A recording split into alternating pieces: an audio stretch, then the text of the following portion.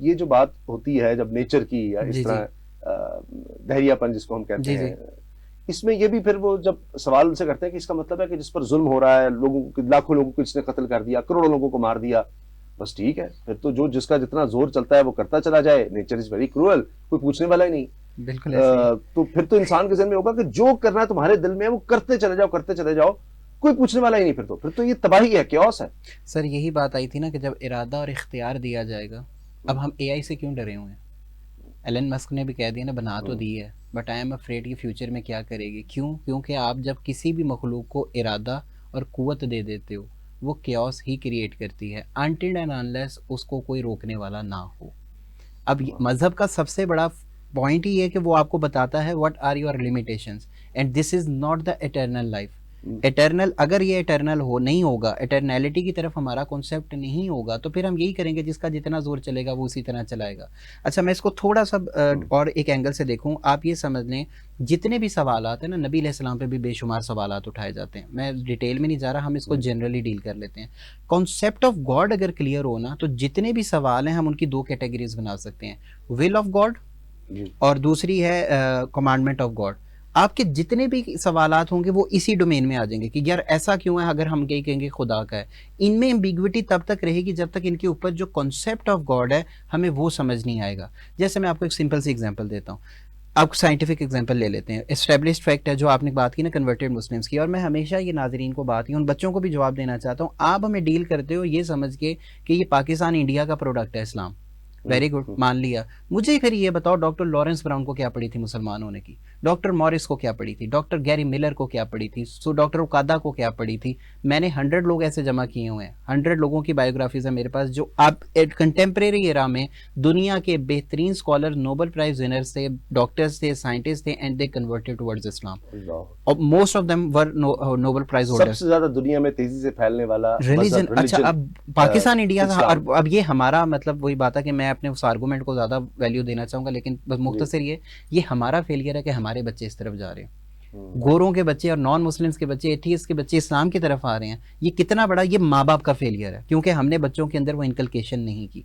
अच्छा जी, coming back to the point, 1981 में 1965 में मोर और लेस फिगर्स गलत हो सकते हैं, आप गूगल कर लें आपको मिल जाएगा।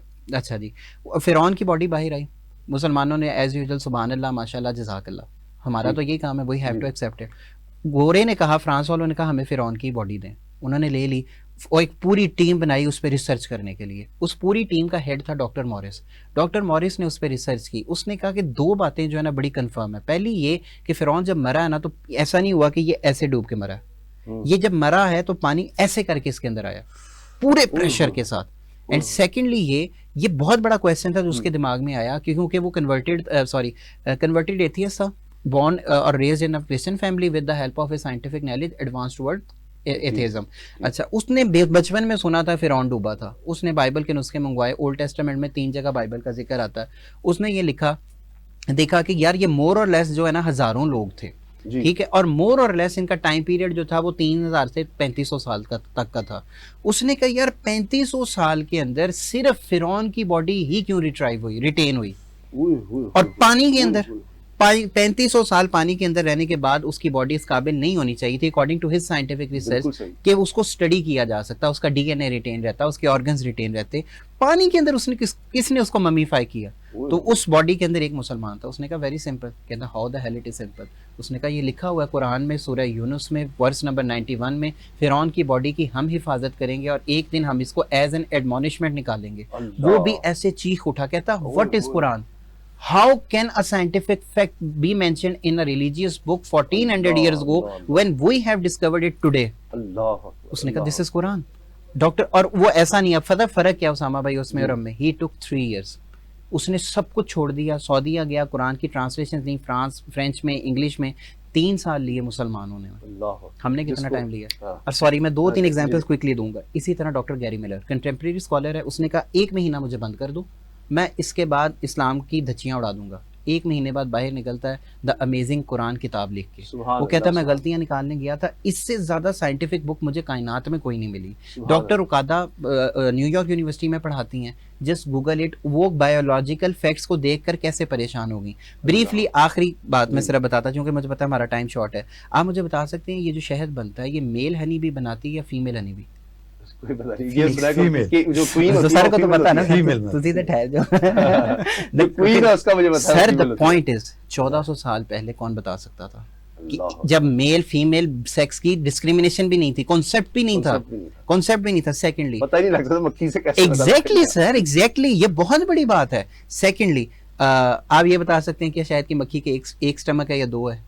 कोई नहीं बता सकता। डाइसेक्शन करके माइक्रोस्कोप तो एग्जिस्ट ही नहीं करता था ना। अब एम्ब्रियोलॉजिकल रेफरेंसेस जब डॉक्टर कीथ मूर को दिए गए, यूनिवर्सिटी ऑफ टोरंटो में एम्ब्रियोलॉजी के प्रोफेसर हैं, उन्होंने 3 पेजेस पे या 2 आर्टिकल्स लिखे कुरान एंड एम्ब्रियोलॉजिकल रेफरेंसेस पे।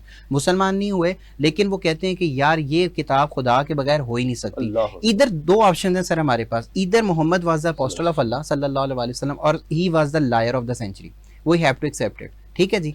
अगर तो माज़अल्लाह सुम्मा माज़अल्लाह वो खुदा के पैगंबर नहीं थे, तो ये सारे के सारे फैक्ट्स उनको 1450 साल पहले किसने कैसे पता बताया? लग गया? अल्लाह। तो कुरान ने जो बताया, मैं आप फिर प्रोफेसर साहब की तरफ चले जाएं, कुरान ने बताया कि सिर्फ फीमेल हनी भी प्रिसाइज किया। प्रिसाइज कैसे किया गया? जैसे हम ये यहाँ पे नहीं कह सकते कि इधर कोई हर भी बैठा है, हिजी बैठे हैं ना, तो कुरान में भी अल्लाह ताला ने सीगे रखे हैं हु और हा का। वहां पे अल्लाह ने जब भी सीगा इस्तेमाल किया हा का किया, मेल का किया ही नहीं अल्लाह। प्रिसाइजली। अल्लाह। सेकेंडली अल्लाह ताला ने कहा बुतूनी हा, इसके 2 स्टमक ऐसे हैं जिससे शहद बनता है, एक में उसकी खुराक प्रोसेस होती है और दूसरे में शहद का प्रोसीजर चलता है। अल्लाह। और अल्लाह ने ओए कुरान में कहा ओए। शिफा उल लिन्नास, तो आप प्रूव कर देना कि शहद शिफा नहीं है। अल्लाह।